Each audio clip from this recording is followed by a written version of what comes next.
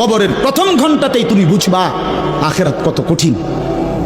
রাসূলুল্লাহ সাল্লাল্লাহু আলাইহি ওয়াসাল্লাম বলেন, কবরে যেই নাফরমান প্রশ্নের জবাব দিতে পারবে না, তিনটি প্রশ্নের, আল্লাহ তাআলা বলবেন কাযাবা আবদি, ফেরেশতা আমার এই নাফরমান বান্দা মিথ্যা বলেছে, ফাআফরিশুহু মিনান নার ওয়ালবাসুহু মিনান নার, আমার নাফরমান বান্দার কবরে জাহান্নামের বিছানা বিছায় দাও, পরে জাহান্নামের পোশাক দিয়ে আবৃত করে দাও, ওয়াফতাহু লাহু বাবান ইলান নার, জাহান্নাম বরাবর তার কবর থেকে দরজা খুলে দাও।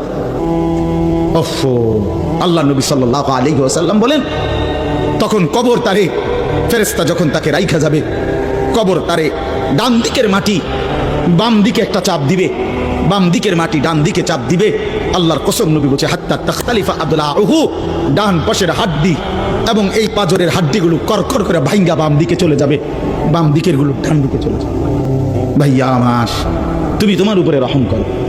বাপ আমার, আপনাদেরকে বলি, হারামের টাকা উপার্জন কইরা, সুদের টাকা, কিস্তির টাকা, ঘুষের টাকা, ওজনে কম দেওয়া টাকা, হারাম ব্যবসার টাকা, বাটপারি সিটারির টাকা দিয়া বংশ, ফ্যামিলি, স্ত্রী, সন্তানের জন্য রাখা যাইয়েন না। ওরা আমনের বরবাদ করবে, আপনি নিজেও বরবাদ হইলেন, ওরারও বরবাদ করলেন। শুধু শুধু শুধু শুধু আপনি মূল্য পৃথিবীতে কামাই রোজগারই থাকবে, আর পৃথিবীতে যেত রোজগার থাকবে আপনার ফুতেই কামাই করতে পারবো। আপনি হালাল ভাবে যে দূর পারেন করে দিয়ে, বাকিটা আপনার ফুতে করবে।